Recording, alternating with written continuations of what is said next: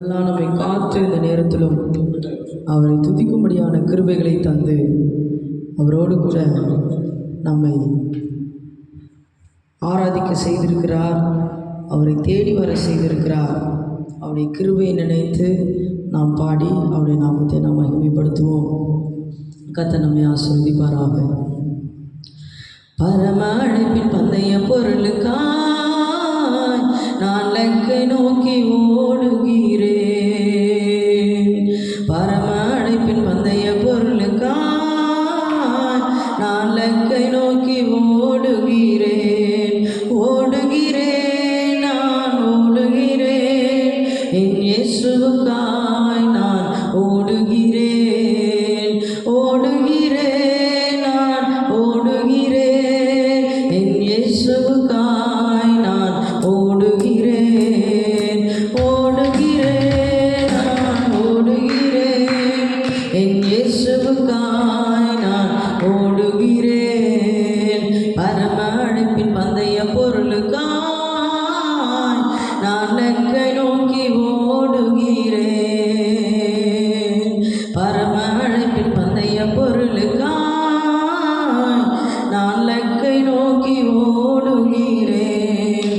லாபமான அனைத்தையுமே நான் நஷ்டம் என்று கருதுகின்றேன். லாபமான அனைத்தையுமே நான் நஷ்டம் என்று கருதுகின்றேன். இயேசு ராஜாவின் இந்த வேலைக்காக மகிழ்ச்சியுடன் இப்போ ஓடுகிறேன். இயேசு ராஜாவின் இந்த வேலைக்காக மகிழ்ச்சியுடன் நான் ஓடுகிறேன். ஓடுகிறேன், நான் ஓடுகிறேன், என் இயேசுவுக்காய் நான் ஓடுகிறேன். ஓடுகிறேன், நான் ஓடுகிறேன், என் இயேசுவுக்காய் நான் ஓடுகிறேன். அல்லேலூயா, அல்லேலூயா, அல்லேலூயா, அல்லேலூயா, அல்லேலூயா.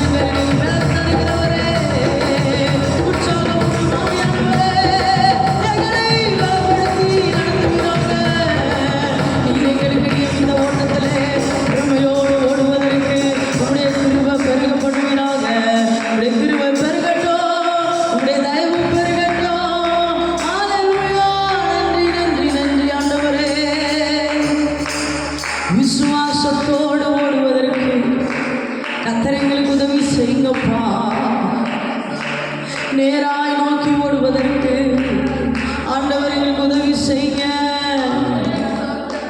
ஹல்லேலூயா, ஹல்லேலூயா. உமக்கு நன்றி ஆண்டவரே, நன்றி ஆண்டவரே. துதிக்கிறவர்களை முழு உள்ளத்தோடு முழு இருதயத்தோடு துதிக்கிறவர்களை கர்த்தர் பலப்படுத்துவீராக. கர்த்தர் உடைய கிருபையினால் நிறைத்துக் கொள்வீராக. காலைதோறும் உடைய கிருபை புதிதாக இருக்கட்டும் ஆண்டவரே. பலனோடு ஓடுவதற்கு கர்த்தர் உதவி செய்யும். ஆவியானவர் எங்களுடைய பலவீனங்களில் உதவி செய்வீராக. கர்த்தருடைய கரத்திலே நாங்கள் ஒப்புக் கொடுக்கிறோம். கேட்கிற வார்த்தைகளுக்கு ஆசீர்வாதமாக்கி தாரும். வார்த்தையை கொண்டு எங்களோடு பேசும். இயேசுவின் நாமத்தில் பிதாவே, ஆமென்.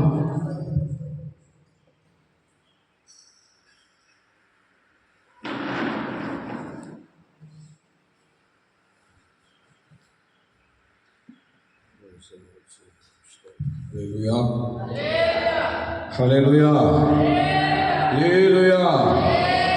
எத்தனை பேர் சந்தோஷமாக இருக்கீங்க? எத்தனை பேர் சங்கடமாக இருக்கீங்க? சங்கடமாக இருந்தால் வரிசையில் உட்காந்துக்கலாமே. நல்லா சந்தோஷமாக இருக்குதுன்னா. சங்கடமாக இருந்ததுனால தான் வரிசையை விட்டுட்டு எல்லாம் அங்கே போய் உட்காந்துட்டீங்க. ஒரு அல்லேலூயா சொல்லுவோமா? ஹல்லேலூயா. நம்ம எப்போதுமே சங்கடமாக தான் தேவ சமூகத்துக்கு வருகிறோம். ஒவ்வொரு திருச்சபைகளிலும் எல்லாம் கவனிக்கணும். ஒவ்வொரு சபைகளிலும் இது ஒரு வியாதி ஜனங்களுக்குள்ளே. என்னென்னா அவங்க சேர்ஸோ பாயோ போட்டு வச்சுருப்பாங்க. வச்சுருந்தா யாரும் என்ன செய்யறதில்லை, கரெக்டாக வந்து அதில் உட்கார மாட்டாங்க. சோதனம் அது என்ன எதை குறிக்குது அப்படின்னா, அவங்க ஆவிக்குரிய ஜீவியம் வந்து விழுந்து விழுந்து எழுப்புகிற அந்த சூழ்நிலை குறிக்கிறது. ஆனால் எங்கள் ஏசிய சபையில் தலைமை சபையில் புரசைவாக்கத்தில் அங்கே அந்த சர்வீஸ் டைமுக்கு கரெக்டாக அந்தந்த இடத்துக்கு தகுதியானவங்க கரெக்டாக வந்து உட்காந்துருவாங்களாம். இல்லை வெண்ணாடையில் ஆராதிக்கிற ஒரு ஆராதனை ஸ்தலம் அது எல்லாம் அந்த சரியான டயத்துக்கு அவங்க இடத்துக்கு வந்துடுவாங்களாம். அவங்க இடத்துல வந்து கரெக்டாக உட்காந்து அவங்கவுங்களுக்குன்னு ஒரு இடம். ஆண்டவர் வந்து அந்த மாதிரி ஒரு ஃபீலிங்ஸில் அவங்க அந்த டைம்ஸ் கரெக்டாக கை கொள்வாங்க. அப்புறம் அவங்க இடத்த விட்டு மாற மாட்டாங்க, கரெக்டாக வந்துடுவாங்க அந்த இடத்துல. இதுதான் விசுவாசிகளுடைய ஒரு நல்ல நிலைமை. இப்போ உள்ள விசுவாசிகள் அப்படி கிடையாது. சோத்துறேன் அது வர்றது போகிறது எதுக்காக வரேன் எதுக்காக போகிறேன்னே தெரியாமல் அநேக ஜனங்கள் என்ன செய்வாங்க, வருவாங்க. நான் ஒரு இடத்துல மீட்டிங் பசங்க மீட்டிங் நடந்து போன இடத்துல பார்த்தா ஃப்ரண்டில் அப்படியே கிடக்கு சேர்ஸ் எல்லாம் போய் பார்த்தா பேக்கில் உட்காந்துருக்குறாங்க. சோத்துறேன் ரொம்ப எனக்கு கஷ்டமாகி போச்சு. என்ன இந்த மக்கள் இப்படி ஆகிட்டாங்களே, என்ன இது எதை குறிக்கிறது? பாஸ்ட் மேலே வருத்தமாக இருக்காங்களா, அல்லது ஒருத்தருக்கு ஒருத்தர் மனத்தாங்களோடு இருக்காங்களா? ஏன் இப்படி மக்கள் இவ்வளோ சேர்ஸை போட்டுட்டு பின்னாடி போய் உட்காந்துட்டாங்கன்னு சொல்லி அதுக்கப்புறம் அன்றைக்கி இது மாதிரி ஒரு சின்ன ஒரு மெசேஜ் மாதிரி கொடுத்து அந்த ஜனங்களை சொன்னேன். என்னென்னா, நீங்கள் ஆண்டவர் உங்கள் சபையை நேசிக்கணும்னா, உங்கள் சபையில் அற்புத அடையாளங்கள் நடக்கணும்னா, தேவன் இந்த இடத்துல உலாவி கிரியை செய்யணும்னா, அவருடைய அசைவாடுதல் இங்கே இருக்கணும்னா, நீங்கள் முதலாவது செய்ய வேண்டியது என்னென்னா, நீங்கள் வரும் பொழுதே உங்கள் இடங்களை சரியாக நீங்கள் நிரப்பிவிட வேண்டும். வரிசையாக நீங்கள் அமர்ந்தால்தான் நீங்கள் என்ன செய்ய முடியும், ஆண்டவருடைய நாமத்தை மகிமைப்படுத்த முடியும். அதனால் தேவனும் மகிமைப்படுவார். நீங்கள் உங்கள் இஷ்டத்துக்கு கண்ணாப்புனான்னு உட்கார்றதுனால தேவன் அந்த இடத்துல அவங்களை குறித்து துக்கப்படுகிற ஒரு சூழ்நிலையிலே அவர் மாறிவிடுகிறார். அதனால் அற்புதங்களோ அடையாளங்களோ செய்வதற்கு அவர் என்ன செய்வதில்லை, உட்பட முடியாது. ஏனென்றால் ஆண்டவர் இயேசுனுடைய அந்த அவருடைய கொள்கை பார்த்தீங்களா, அவர் சீசர்களை அந்த 50 பேராக நீ பந்தி உட்கார வை என்று சொன்னார். பார்த்தீங்களா, சொல்லி முடிச்சுட்டு அதே மாதிரி சீசர்கள் என்ன செய்கிறாங்க, 50 பேராக பந்தி அமர்ந்தார்கள். அதுக்கு பிறகுதான் தேவன் அற்புதம் செய்கிறார். பார்த்தீங்களா, இப்போ நீங்கள் இடம் பண்ணிட்டு இருக்கீங்க, வெளியில் 2-3 சேர் ஃப்ரெண்டில் ஃப்ரீயாக கிடக்கு வரிசை, அந்தாண்ட போய் உட்காருங்க. அப்போ உங்களுக்கு என்ன அர்த்தம், இந்த இடையில 1-2 பேர் உட்காந்துருக்கிறவங்க மேலே வருத்தமாக இருக்கீங்களா, அல்லது தேவன் மேலே உங்களுக்கு ஏதாவது குறைபாடு இருக்குதா, இல்லை ஊழியக்காரங்க பிரசங்கம் உங்களுக்கு பிடிக்கிறது இல்லையா? எதுக்காக இந்த ஃப்ரெண்டில் உள்ள சேர்ஸ் எல்லாம் போட்டுட்டு பேக்கில் போய் உட்காருறீங்க? நீங்கள்லாம் நல்லவங்க தானா? உங்களுக்குள்ள ஆவியானவர் இருக்காரா? இல்லை இனிமேல் இந்த அற்புத அடையாளங்கள் நடக்குமா என்றெல்லாம் சொல்லி அதுக்கப்புறம் தான் மக்கள் கடகடான்னு முன்னாடி வந்தாங்க. அப்போதான் இன்னையிலிருந்து இனி இந்த வியாதிக்கு இடம் கொடுக்கக்கூடாது. இனி ஒவ்வொரு நாளும் நீங்கள் ஆராதனைக்குள்ளே நேரமே வந்தாலும் சரி அல்லது லேட்டாக வந்தாலும் சரி, ஃப்ரண்டில் ஒரு இடத்தை நீங்கள் பார்க்கும்போது நீங்கள் அதை முதல்ல ஃபுல் செய்து விட்டு அப்புறம் தான் என்ன செய்ய முடியும், அடுத்தடுத்து உட்காரும்போது இதுதான் சபையினுடைய ஒழுங்கு. இந்த சபைக்கு விரோதமாய் நீங்கள் செயல்படுகிறவர்களா இருந்தால் உங்கள் இஷ்டப்படி ஜீவிங்கன்னு சொல்லி எல்லாரும் இல்லை பாச நாங்கள் இனிமே அப்படியே உட்காரோன்னு சொல்லி கரங்களை உயர்த்தி நாங்கள் ஜெபிச்சு பிரதேசப்பட்டு வந்தோம். ஒரு அல்லேலூயா சொல்ல நாம. ஆகவே சபைக்கு வரவங்க சபைக்கு இடம்லாம் இருக்கக்கூடாது, புரியுதுங்களா? மக்களுக்கு இடம்லாம் இருக்கக்கூடாது. சொல்கிறேன், உனக்குள்ள ஆவியானவர் இருப்பாரானால், உன்னை ஆவியானவர் நடத்துவாரானால், நீ வசனத்துக்கு கீழ்ப்படிவாயானால், முதலாவது நீ வரும்பொழுது எங்கே ஃப்ரெண்டில் இடம் இருக்கோ அங்கே தான் நீ உட்காரணும். இல்லைன்னா என்ன பண்ணணும், வீட்லேயே உட்கார்ந்து வசனத்துக்கு கேளுங்க. ஒரு அல்லேலூயா சொல்லுவோமா? ஆமாம், இடரல் வருவது அவசியம். யார் மூலமாக வருதோ அவனுக்கு ஐயோ ஸ்தோத்திரம். சில பேர் அப்படி தான் பண்ணுறோம். அந்த அந்த ரோபேக் அந்த வரிசையை கை கொண்டதே இல்லை. ஸ்தோத்திரம், வரிசையை கை கொண்டதே இல்லை. சில மரங்கள் கூட, இந்த பேரிச்ச மரங்கள், வனாந்தரத்தில் வளர்கிற அந்த பேரிச்ச மரங்களை விவசாயம் பண்ணும்போது கூட அது வரிசையாக என்ன செய்வோம், நிற்குமா? ஸ்தோத்திரம், பார்த்தீங்களா? அந்த ஆசசோன் அந்த அந்த இதில் வரும். ஸ்தோத்திரம், நாம் பழைய ஏற்பாட்டை படிக்கும்போது ஸ்தோத்திரம், ஆசசோன் தாமார் என்று சொல்லி வருகிற வரிசையான பேரிச்ச மரம் என்று சொல்லப்பட்டிருக்கு. எல்லாமே பாருங்கள், தேவன் நியமித்தபடி வரிசையாக எல்லாம் வந்துட்டுருக்கு. ஸ்தோத்திரம், அல்லேலூயா. அந்த மாதிரி தேவனுடைய பிள்ளைகளும் கரெக்டாக என்ன செய்யணும், ஒன் பை பின்னா அப்படியே வந்துகிட்டே இருக்கணும். ஸ்தோத்திரம், அப்படியே நீங்கள் அது எதை குறிக்குதுன்னா, நீங்கள்லாம் ஒரு மனமாக இருக்கீங்கன்னு அர்த்தம். ஸ்தோத்திரம், நீங்களாம் ஆண்டவரோடு இருக்கிறீங்கன்னு அர்த்தம். ஸ்தோத்திரம், நீங்கள் எல்லோரும் ஐக்கியமாக இருக்கிறீங்கன்னு அர்த்தம். இப்படி நீங்கள் இதில் சில பிளவுகளை ஏற்படுத்தும் போது இதில் உடைக்கப்பட்டீங்கன்னு அர்த்தம். ஆகவே பிரியமானவர்களே, ஒவ்வொரு சபைகளிலும் நீங்கள் உங்களுடைய திருச்சபையை என்ன செய்யணும், உயர்த்துவதற்கும் உங்கள் சபைகள் வளர்வதற்கும் ஏதுவாக உங்களுடைய கிரியைகள் காணப்பட வேண்டும். அல்லேலூயா. ஒருவேளை நீங்கள் பக்கத்தில் இந்த சகோதரிக்கு உங்களுக்கு ஆகாது அப்படின்னு சொன்னால் கூட நீங்கள் ஆண்டவருக்காக சபைக்காக உங்கள் இருதயங்களை கடினப்படுத்தி கொண்டு உங்கள் முகத்தையும் கொஞ்சம் கடினப்படுத்தி கொண்டு அந்த இடத்துல வந்து உட்கார்ந்து ஆண்டவரேன்னு சொல்லி நீங்கள் தேவ சமூகத்தில் துதிச்சிங்கன்னா கர்த்தர் உங்கள் மேலே மகிமைப்படுவார். ஒரு அல்லேலூயா சொல்லுங்களேன். ஆகவே ஸ்தோத்திரம், சரியாக போய் பாருங்கள், உங்களுக்குள்ளே இருக்கிற பகை கூட மாறிடும். ஸ்தோத்திரம். ஆகவே உதாரணம் பாஸ்டர் பிரசங்கம் பண்ணுவார், பிரசங்கம் பண்ணிட்டு டக்குன்னு திரும்பி பார்த்தா அவங்கள பார்த்துருவீங்க, நீங்கள் உடனே சிரிச்சிருவீங்க. வேலை முடிஞ்சு வச்சா பகை கூட அன்றைக்கி ஒரு நாள் ரொம்ப ஹார்டாக பேசுனாங்கல்ல, அது கூட மறைஞ்சும் பாருங்க. அந்த மாதிரி தேவனுடைய பிள்ளைகள் நீங்கள் செயல்படுங்க, கர்த்தர் உங்களை ஆசீர்வதிப்பார். ஓகே, இந்த நாள்லேயே நம்ம தியானிக்க போகிற வசனங்கள் என்ன அப்படின்னா, சங்கீதம் 148 படிக்க பார்க்கலாம். ஒரு 14 வசனங்கள் இருக்கிறது. அந்த 14 வசனங்களை எல்லாரும் சேர்ந்து சத்தமாக படிக்கலாமா? படிக்க பார்க்கலாம். சங்கீதம் 148. எல்லாரும் சேர்ந்து எடுங்க. படிக்க பார்க்கலாம்.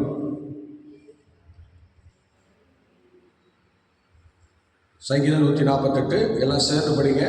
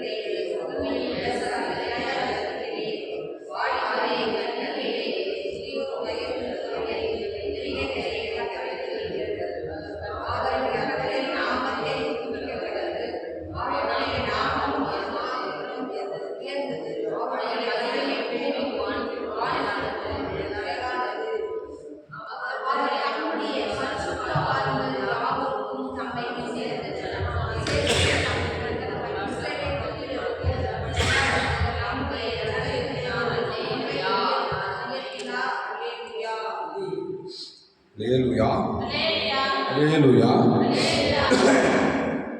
ஆண்டவருடைய நாம் மகிமைப்படுவதாக. இந்த வேளையிலே நாம் ஸ்தோத்திரம். தம்பி நான் பண்ண தம்பி ஆரி தூங்க வேண்டாவா? அரே இதை கொஞ்சம் ஆஃப் பண்ணிடுங்க. உட்காந்தே தூங்குறீங்க, உங்களெல்லாம் என்ன பண்ணுறதுன்னு தெரியல. சரி, ஸ்தோத்திரம்.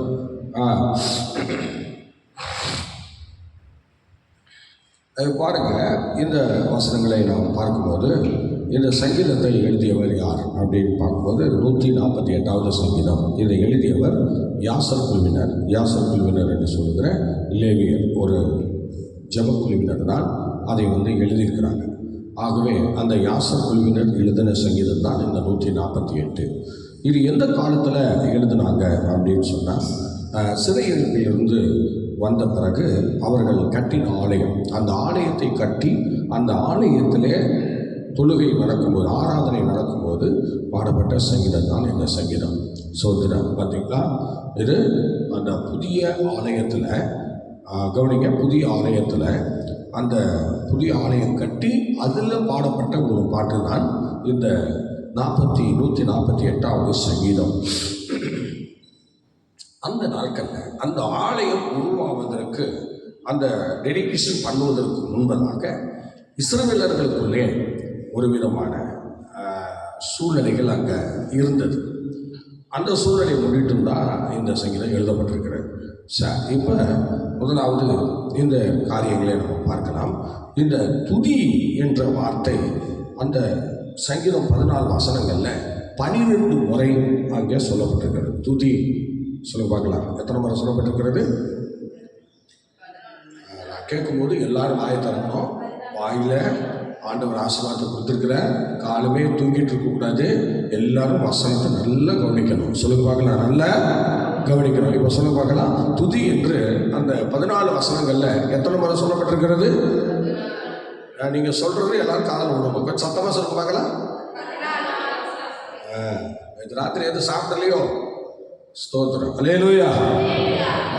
இந்த பச்சையான ஒளியமுறை கண்டுன்னு சொல்லுவாங்கள்ல, அந்த மாதிரி இருக்கணும். தேவ சமூகத்தில் வரும்போதெல்லாம் கொஞ்சம் வாயை நல்லா திறக்கணும். ஒரு அல்லேலூயா சொல்லுங்க.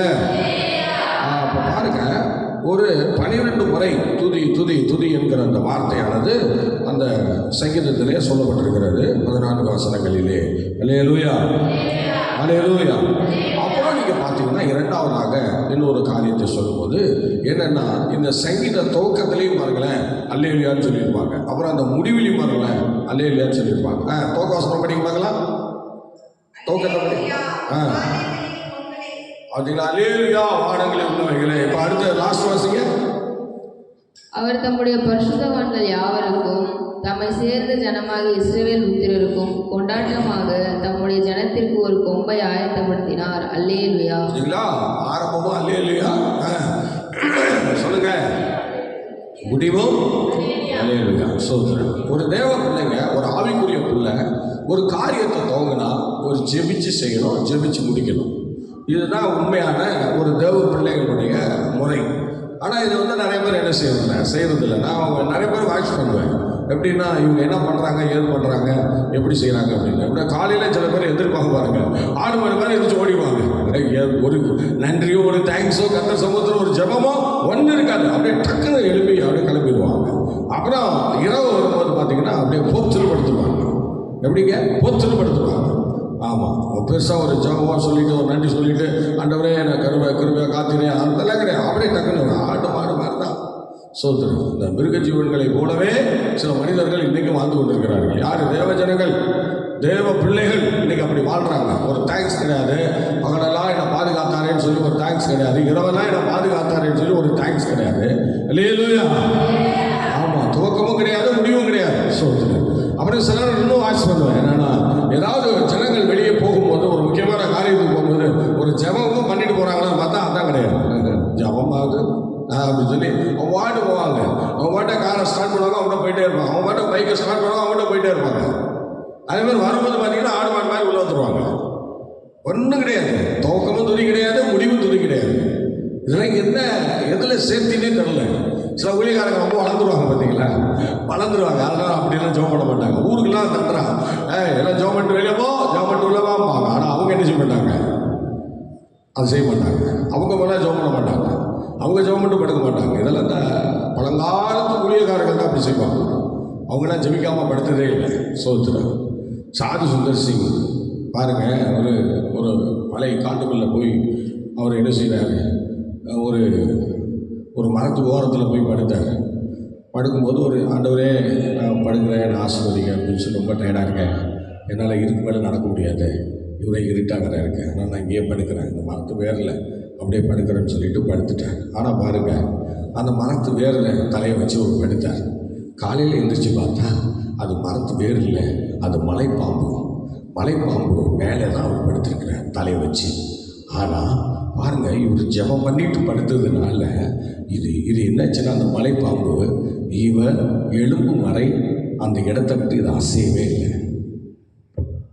இதான் ஜெபத்துக்கும் பரிசுத்தவான்களுக்கும் உள்ள ஒரு வித்தியாசத்தை நம்ம இது வழியாக தான் நம்ம பார்க்க முடியும். அந்த சர்ப்பம், அந்த மலைப்பாம்பு அப்படியே தான் இருக்கு. அப்புறம் தான் இவர் காலையில் எழுந்திரிச்சு பார்க்குறாரு, ஆஹா இது வேறு இல்லை மலைப்பாம்பு என்று சொல்லி அதை பார்க்குறார். அருமையான தெய்வப்பிள்ளையே, இது மாதிரி தான் நமக்கு விரோதமாக பல கிரியைகள் எதுக்கு நமக்கு இருந்தாலும், ஆனால் நம்ம ஜெபிச்சுட்டு போகும்போது அது ஒரு ஆசீர்வாதமாக இருக்கும். அதனால் துவக்கமும் ஜெபம் இருக்கணும், முடிவும் ஜெபம் இருக்கணும். ஒரு ஊழியத்திற்கு போகும்போது, ஒரு பிரயாணம் பண்ணும்போது, நீ எங்கே போனாலும் ஒரு ஜெபம் பண்ணிவிட்டு வெளியே போகலை, ஒரு ஜெபம் பண்ணிவிட்டு உள்ளே வாங்கலை. ஏன் அதை செய்ய மாட்டேங்கிறோம்? ஸ்தோத்திரம். இது ஒரு ஒழுங்கு, ஒரு ஆவிக்குரியவனுடைய ஒழுங்கு, கடனோடு நம்ம நடக்கிறதுக்கு ஒரு ஒழுங்கு. ஆகவே இப்படிப்பட்ட காரியங்களை நீங்கள் கண்டிப்பாக செய்ய வேண்டும். ஏன்னா இந்த சங்கீதத்தில் துவக்கமும் அல்லேலியான்னு ஆரம்பித்து முடிஞ்சும் என்ன செய்கிறாங்க, அல்லேலியான்னு துவங்குறாங்க.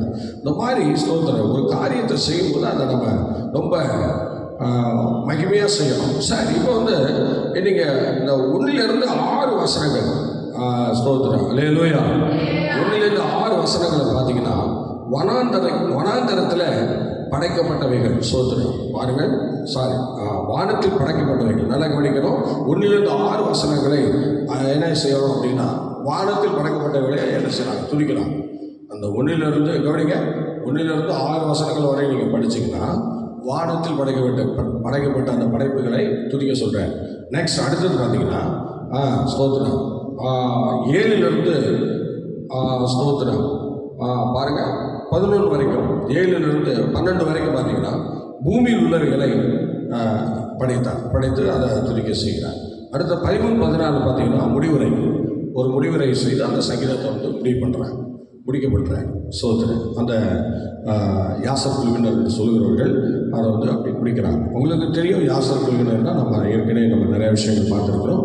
யாசர் குழுவினர்னா உத்தம மார்க்கத்தார் என்றும், அடுத்தது அவர்கள் சொல்லுங்கள் உத்தம மார்க்கத்தார், அடுத்தது செம்மையானவர்கள் என்றும் பொருள் என்று நம்ம பார்க்கிறோம். எபிரேயத்தில் அவங்களுக்கு கொடுக்கப்பட்ட பேர் அவங்க உத்தம மார்க்கத்தார். 2வது ஸ்தோத்திரம் செம்மையானவர்கள். 111ஆம் சங்கீதம் 1 நீங்கள் படித்து பார்க்கும்போது படிக்க பார்க்கலாம். படிங்க 111:1 படிங்க. அல்லேலூயா, செம்மையானவர்களுடைய சங்கத்திலும் போதும் செம்மையானவர்களுடைய சங்கம். இதுதான் இவங்களுடைய சங்கம். இந்த யாசர் குழுவினருடைய சங்கமானது அதான். சோதரா 119:1 படிங்க. 119:1 கர்த்தருடைய வேதத்தின்படி நடக்கிற உத்தம மார்க்கத்தார் பாக்கியவான்கள். அல்லேலூயா. அது உத்தம மார்க்கத்தார். இந்த யாசர் குழுவினர் என்று சொல்கிறவர்கள் லேவியரை சார்ந்தவர்கள். அவங்க என்ன செய்வாங்க அப்படின்னா, அவங்க கர்த்தருடைய வேதத்தின்படி நடக்கிற ஒரு உத்தம மார்க்கத்தாராய் காணப்பட்டார்கள்.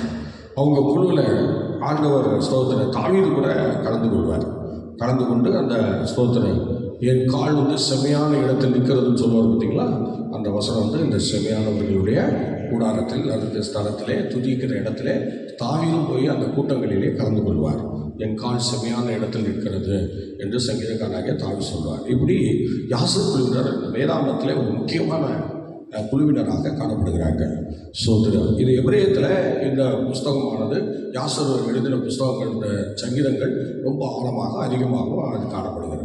ஆகவே அடுத்தது அது மாத்திரம் இல்லை, இந்த சங்கீதம் ஸ்தோத்திரம் யாசர் குழுவினர் என்று சொல்கிறவர்கள் இந்த சங்கீதத்தை மாத்திரமல்ல நம்ம 150 சங்கீதத்தில் 58 சங்கீதங்கள் வரை அவங்க எழுதியிருக்கிறாங்க. அதை அவங்க ஏற்று பாடி கர்த்தரை மையப்படுத்தியிருக்கிறாங்க. 58 சங்கீதங்கள் வரை அவங்க பாடியிருக்கிறாங்க. ஆனால் நம்ம தாவீது தான் 70 சங்கீதங்கள் மேலே பாடியிருக்கிறாருன்னு நமக்கு தெரியும். ஆனால் இதில் தாவீதுக்கு அடுத்தது அதிகமான சங்கீதங்களை எழுதியவர் யார், பாடினவர் யாருன்னு கேட்டால் இந்த யாசர் குழுவினர் தான் பாடியிருக்கிறார்கள்.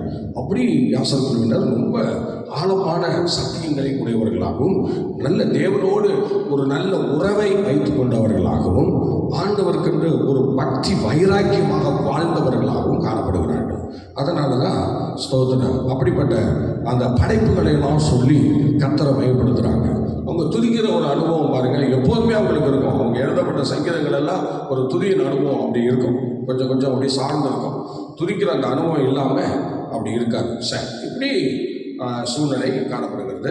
இப்போ இன்னும் இந்த சங்கீதம் எழுதப்பட்டவனுடைய நோக்கம் என்ன அப்படின்னா, மனிதர்கள் மத்தியில் கவனிங்க, மனிதர்கள் மத்தியில் தேவனை தான் துதிக்கணும். தேவன் தான் நமக்கு கடவுள், தேவன் தான் நமக்கு பரிகாரி, வைத்தியர், நம்மை படைத்தவர் என்று சொல்லி அவருக்கு மாத்திரம்தான் துதியை செலுத்தணும் என்று சொல்லி அவர்கள் சொல்லுகிறார்கள். ஏனென்றால் இஸ்ரவேல் ஜனங்கள் மத்தியிலே தேவ தூதர்களையும் தொழுது கொண்ட காலங்கள் அங்கே இருந்திருக்கிறது.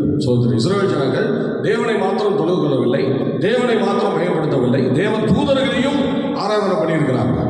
தேவ தூதர்களுக்கு போய் வழிபாடு பண்ணியிருக்கிறாங்க இஸ்ரவேல் ஜனங்கள். அதனால அந்த இடத்துல தான் இஸ்ரவேல் ஜனங்களை மாற்றும்படியாக இஸ்ரவேல் ஜனங்களுடைய குணங்களை அறிந்து இந்த யாசர் குழுவினர் என்று சொல்கிறவர்கள் முதலாவது எல்லாரும் இந்த பூமியில ஆண்டவர் தான் துதிக்கிறாங்க, நீங்க மாத்திரம் எப்படி தேவ தூதர்களை மையப்படுத்த முடியும், துதிக்க முடியும் என்று சொல்லி அப்பதான் அவங்க வந்து விலைக்கு சொல்றாங்க. சோதரன் அதை நீங்க ஆதாரமாக கொலோசியர் நிருபம் 2ஆம் அதிகாரம் 18-19 படிக்க பார்க்கலாம். கொலோசியர் நிருபம் 2ஆம் அதிகாரம் 18ஆம் வசனமும் 19ஆம் வசனமும் படிங்க.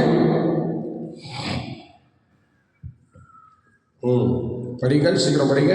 கணுக்கால்களும் கட்டுகளும் உதவி பெற்று இணைக்கப்பட்டு தேவ வளர்ச்சியால் வளர்ந்தேறுகிற சரீரம் முழுவதையும் ஆதரிக்கிற தலையை பற்றி கொள்ளாமல் மாயமான தாழ்மையிலும் தேவ தூதர்களுக்கு தேவ தூதர்களுக்கு செய்யும் ஆராதனையிலும்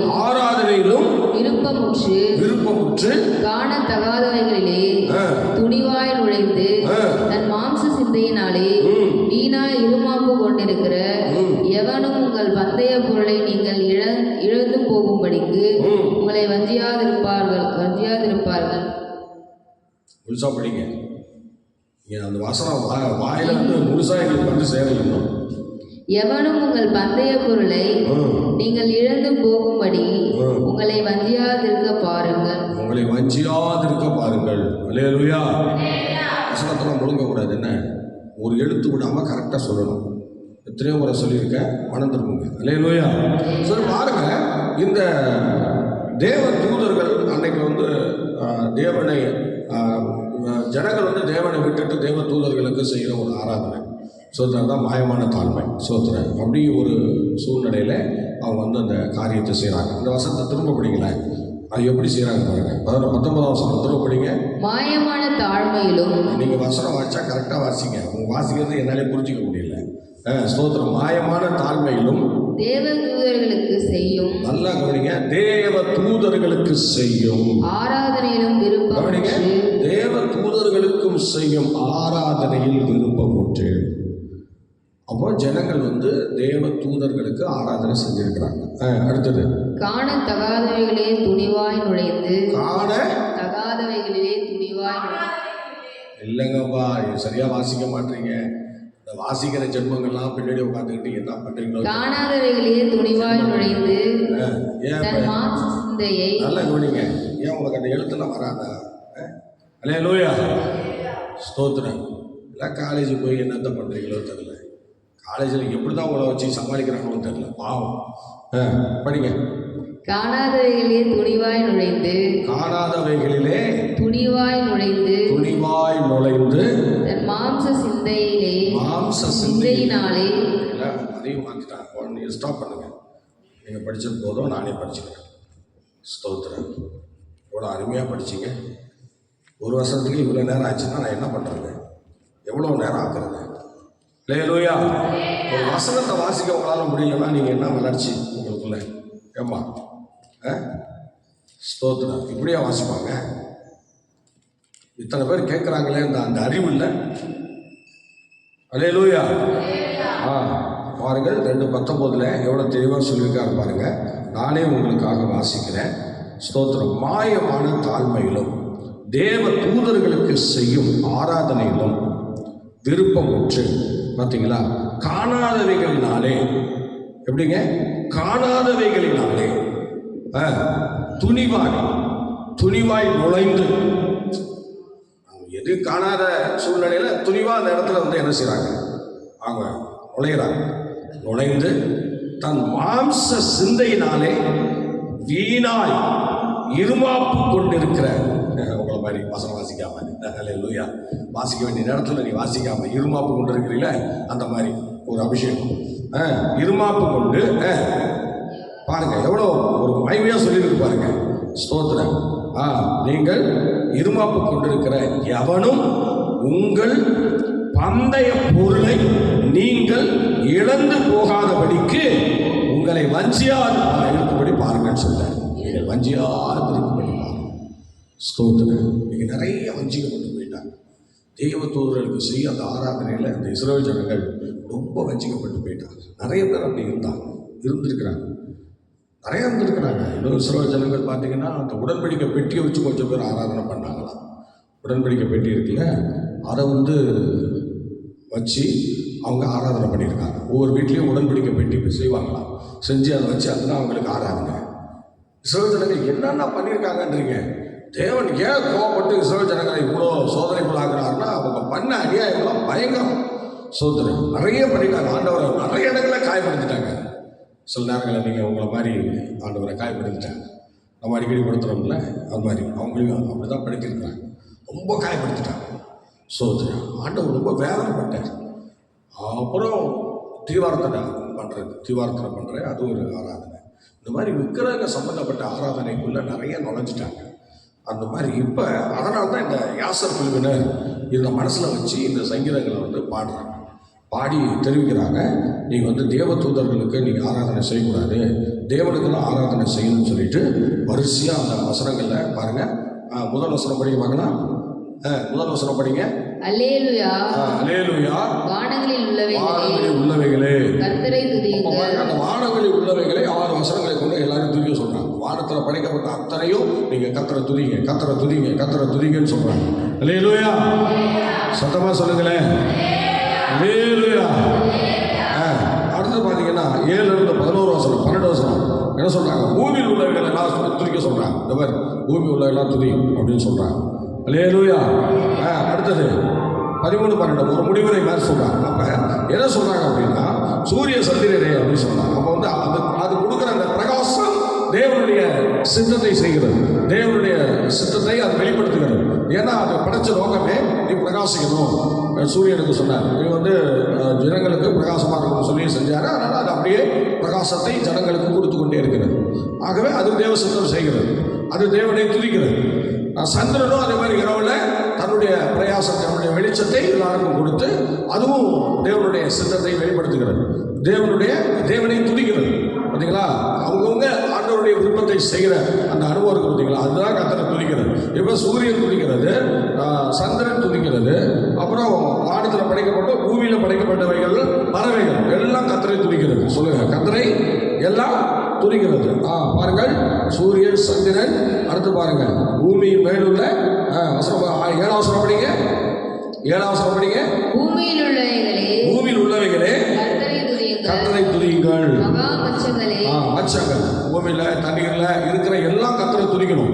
எல்லாம் துதிக்குதான். அவங்கவுங்க அந்த தண்ணீரில் அது கரெக்டாக அது என்ன செய்யுது, அது வேலையை பண்ணிகிட்டு இருக்கு. தண்ணீரை சுத்தப்படுத்தி தண்ணீர் உள்ள ஆகாரங்களை சாப்பிட்டு அது வந்து தன்னை வெளிப்படுத்தி கொண்டிருக்கு. தண்ணீரில் உள்ளவைகள் எல்லாம் கர்த்தரை துதிக்கிறது. நல்லா கவனிக்கணும். தண்ணீரில் உள்ளவைகள்லாம் கர்த்தரை துதிக்கிறது. அதே போல ஸ்தோத்திர பூமியில் நடமாடும் மிருகங்கள் கர்த்தரை துதிக்கிறது. அது வந்து தன் வேலைகள் எல்லாம் கரெக்டாக செய்து பாருங்க. அப்படி கரெக்டாக செஞ்சிருது. அதனால் அது துதிக்கிறது. இப்படி பார்த்தீங்கன்னா அடுத்தது தண்ணீர்கள். 4 வசனம் படிங்க. 4 வசனம். வானாதி வானங்களே துதியுங்கள்.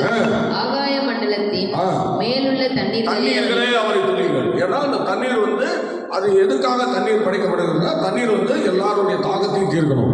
அந்த தண்ணீர் வந்து தன்னுடைய எல்லாருடைய தாகத்தையும் இது தீர்க்குது. பூமியினுடைய தாகத்தை தீர்க்குது, பூமியில் மனுஷனுடைய தாகத்தை தீர்க்குது. தண்ணீர் எங்கெல்லாம் போகுதோ அங்கெல்லாம் அது கர்த்தரை துதிப்பதற்கு சமமாய் தன்னுடைய வேலைகளையும் கடமைகளையும் சரியாக அதை செய்து விடுகிறதாக நம்ம வேதாமத்திலே பார்க்கிறோம். கர்த்தருடைய பிள்ளையை பார்த்தீங்களா? அப்போ நம்ம அந்த காரியங்களில் உறுதியாக இருக்கிறோமா, கரெக்டாக இருக்கிறோமா? எல்லாம் யோசிச்சு பாருங்க. நம்ம காரியம்லாம் கரெக்டாக நடந்துட்டு இருக்கா? நல்ல காலையில் எழுப்பி கரெக்டாக ஜெபிக்கிறோமா? பறவைகள் பாருங்க, காலையில் எழுப்பி பறவைகள் கர்த்தரை தூக்க ஆரம்பிச்சிடுது. காலையில் எழுப்பி கத்தி ஆண்டவரை கூப்பிடுது. இது ரியல் உண்மை. இது வந்து விஞ்ஞான ஆதாரத்தோடு நம்ம சொல்லும்போது என்னென்னா, அது உண்மையிலேயே அது வந்து கடவுளை துதிக்கிறது தானே, கடவுளை ஆராதிக்கிறதுனால காலமே எழுப்பி கர்த்தரை துதிக்கிறது. பறவைகள் சரணாலயங்களில் நீங்கள் காலமே அந்த சத்தங்களை கேட்க பார்க்கலாம். இந்த கோழி கூட பாருங்கள், 3 மணி ஆச்சுனாலே அது என்ன பண்ணுது, அதுவும் கத்த ஆரம்பிச்சிது. பாருங்கள், அந்த கோழியெல்லாம் கூவ ஆரம்பிச்சிருது, கத்த ஆரம்பிச்சிருது. பறவைகளுக்கும் அந்த மாதிரி ஒரு சான்ஸை கத்தரை கொடுத்துருக்குறாரு. அதுங்கெல்லாம் தான் வேலையை கரெக்டாக செய்யும். மனுஷன் தான் நீங்கள் சோம்பேறியாக போய் 7 மணி 8 மணி வரைக்கும் தூங்குறான் சோத்துறேன். சில விசுவாசிகள் அது பிசாசு சில பேரை வந்து அடிமைப்படுத்தி வச்சுக்குவான்.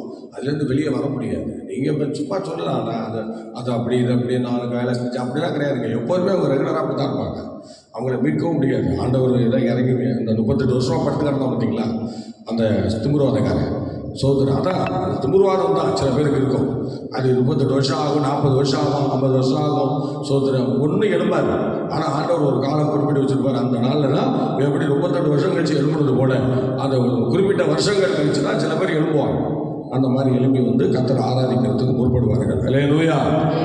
இப்படி தேவனை வந்து பல வடிவங்களில் கர்த்தரை அவங்க துதிச்சு கர்த்தரை பயன்படுத்தினாங்க. ஆகவே 14வது வசனம் படிச்சிங்கன்னா அதில் என்ன சொல்றாரு பாருங்க, படிங்க. 14வது வசனம், அவர் நம்முடைய பரிசுத்தவான்கள் யாவருக்கும் நம்மை சேர்ந்த ஜனமாகிய இஸ்ரவேல் புத்திரருக்கும் கொண்டாட்டமாக நம்முடைய ஜனத்திற்கு ஒரு கொம்பை உயர்த்தினார். அவர் தான் ஆண்டவராகிய இயேசு கிறிஸ்து. பார்த்தீங்களா, நம்முடைய ஜனத்துக்கு கொண்டாட்டமாக ஒரு கொம்பை வைத்தினார். இப்போ எல்லாத்தையும் ஆராதிக்க சொல்லிட்டு கடைசியில் வந்து தேவனை ஆராதிக்க, இயேசு ஆராதிக்கன்னு சொல்லிட்டாங்க. ஒரு அலையிலே சொல்லுங்க, ஆமாம், இயேசு ஆராதிக்கணும். சொல்லுங்க, இப்போ யாரை ஆராதிக்கணும்? நமக்கு கொண்டாட்டமாக தான் இயேசு கிறிஸ்து உயர்த்திருக்கிறார். இயேசு கிறிஸ்து பூமிக்கு வந்திருக்கிறார். அதனால் அவரை தான் இப்போ நீங்கள் நான் ஆராதிக்கணும். அவர் ஆராதிக்க வந்தவர். அவர் ஆராதிக்கிற மனுகுலத்தினுடைய ஆராதனை பெற்றுக்கொள்ளவே அவர் வந்தவர். அதனால் அவரை நாம் இப்பொழுது ஆராதிக்க வேண்டும். தேவ தூதர்களை ஆராதிக்கக்கூடாது. சோத்திரம். அதை தான் இந்த யாசர் குழுவினர் மக்களுக்கு தெரிவிக்கிறாங்க. இஸ்ரவேல் ஜனங்களுக்கு சொல்கிறாங்க, நீங்கள் வந்து ஆண்டவரை தான் துதிக்கணும் அப்படின்னு சொல்லி. பறவைகள் ஆண்டவரை துதிக்கிறது, தண்ணீர்கள் கர்த்தரை துதிக்கிறது, வானங்கள் ஆண்டவரை துதிக்கிறது. பார்த்தீங்களா, எல்லாம் கர்த்தரை துதிக்கிறது. அப்போ நீங்கள் மாத்திரம் ஏன் தேவ தூதர்களை ஆராதிக்கிறீங்க என்று சொல்லி அவங்கள்ட்ட பேசுகிறாங்க. அதை தான் இவங்க வந்து யாசர் குழுவினர் வந்து நமக்கு தெரியப்படுத்துகிறாங்க. ஒரு அலையிலே சொல்லுவோமா? சத்தமாக சொல்லுங்க, அல்லேலூயா. எனக்கு பிரியமானவர்களே, நீங்களும் ஆண்டவரை துதிக்கிறவனாக இருந்தால் காலமே கர்த்தரை எழுப்பி துதிங்க. அதுதான் காலையில் கர்த்தரை துதிக்கிறதுக்கு அடையாளம். ஆண்டவரை நீங்கள் துதிக்கிறதுக்கு அடையாளம். நீங்கள் உங்களுக்கு ஆண்டவர் தேவசத்தை செய்வதற்கு என்னென்ன வசனங்கள்லாம் நமக்கு சொல்லப்பட்டிருக்கிறதோ அதெல்லாம் நீங்கள் செஞ்சிட்டீங்கன்னா போதும். அதுவே நீங்கள் கர்த்தரை துதிக்கிறதுக்கு ஏதுவாகும். பார்த்தீங்களா, தண்ணீர் தன் கடமையிலெல்லாம் செய்யும்போது அது தேவனை துதிப்பதற்கு ஏதுவாச்சு. பறவைகள் ஆண்டவருடைய காரியங்களை நிறைவேற்றுகிறது, அப்போனே அதுவும் தேவனை துதிப்பதற்கு ஏதுவாச்சு. அந்த பூமி, பறவைகள், வானங்கள் எல்லாம் அதனுடைய வேலையை செய்கிறதுனால தான் அவங்கவுங்க நல்லா கர்த்தரை துதிக்கிறாங்கன்னு அர்த்தம். உங்கள் வேலையை சபைகளில் நீங்கள் கரெக்டாக செய்யணும். சோதனை எதெல்லாம் குறை வச்சிருக்கீங்களோ அதெல்லாம் ஆண்டவர் உங்களுக்கு வந்து வேதனைப்படுறேன். ராமீசன், இது இந்த வசனம் உண்மைன்னா இது உண்மை. சோதனை, நீங்கள் என்னத்தெல்லாம் ஆண்டவருக்கு செய்ய வேண்டியதெல்லாம் விட்டுட்டீங்களோ அதிலெல்லாம் தேவன் உங்களை குறையாக பார்த்துட்ருக்கிறாங்க. இது வரைக்கும் உங்களுக்கு முடிஞ்சால் அந்த குறையை நிவர்த்தி செய்யுங்க. உங்களுக்கு தேவனுக்குள்ள தொடர்பு. மனுஷனுக்கும் நமக்கு ஒன்றுமே கிடையாது. மனுஷன் நீ செஞ்சால் மருத்துவம் செய்யாதான் தூஷிப்பான், அவ்வளோதான்.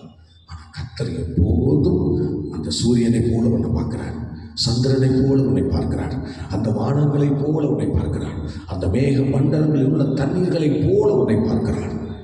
ஹல்லேலூயா. பூமியில் உள்ளவைகளை போல உன்னை பார்க்கிறார். அந்த மிருக ஜீவன்கள்லாம் எப்படி இருக்கிறதோ அது போல உன்னை பார்க்கிறார். அந்த பறவைகள்லாம் எப்படி காலமே கர்த்தரை துதிக்கிறதோ அது போன்று உன்னை பார்க்கிறார். அப்படிப்பட்ட ஆண்டவருக்கு நீ துதி துதி செலுத்த ஹல்லேலூயா. உன்னை முழுமையாக ஒப்பு கொடுக்கலாம்ல? ஜெபிக்கலாமா? எல்லாரும் அப்படியே ஒப்பு கொடுக்க பார்க்கலாம். ஆபிரகாமின் தேவனும் ஈசாக்கின் தேவனும் யாக்கோபின் தேவனும் ஆகிய சர்வ வல்லமை படைத்த எங்கள் நல்ல ஆண்டவரே, இந்த ஆசீர்வதிக்கப்பட்ட அற்புதமான இந்த கால வேலைக்காக ஜெபிக்கிறோம். ஆண்டுடைய பிரசன்ஸ் எங்களோடு கூட இருந்து சிறப்பாக வழிநடத்தும்படி ஜெபிக்கிறோம். ஆண்டவரே, அளவில்லாத உடைய பிரசன்னத்தினால் எங்களை நிரப்பும். ஆண்டவரே, ஸ்தோத்திரம் ஸ்தோத்திரம். தெய்வ தூதர்களுக்கு செய்கிற அந்த ஆராதனை தவறென்று சுட்டி காட்டி, ஆண்டவரே, வானங்களும் ஸ்தோத்திரம், பறவைகளும் ஊரும் பிராணிகளும் மனுஷன் யாவரும் ஸ்தோத்திரம் ஆண்டவரை தான் துதிக்க வேண்டும் என்கிற நிலையிலே வலியுறுத்தி இந்த 148வது சங்கீதத்தை அந்த யாசர் குழுவினர் எங்களுக்கு தெரியப்படுத்தியிருக்கிறாங்கப்பா. தொடர்ந்து இந்த குழுவினர் தெரியப்படுத்தின இந்த 48வது சங்கீதத்தில் மறைந்திருக்கிற இந்த ரகசியங்களையும் இந்த அருமையான வேத ரகசியங்களையும் நாங்கள் பெற்றிருக்கிறோம். தொடர்ந்து நாங்கள் உங்களை துதிக்கிறவங்களாக, உங்களை ஆராதிக்கிறவங்களாக தொடர்ந்து எங்களுடைய ஜீவனாட்கள் காணப்பட உங்கள் அன்பு கரங்களிலே எங்களை தாழ்த்தி ஒப்பு கொடுக்கணும். ஆசீர்வதியும் ஆசீர்வதியும் ஆசீர்வதியும் இயேசுவின் நாமத்தில் வேண்டிக் கொள்கிறோம் பிதாவே, ஆமென். Okay, God bless you. கர்த்தர் உங்களை ஆசீர்வதிப்பார். மீண்டும் நாளை காலை 5 மணிக்கு சந்திப்போம். கர்த்தர் நடத்துவாராக. Praise God.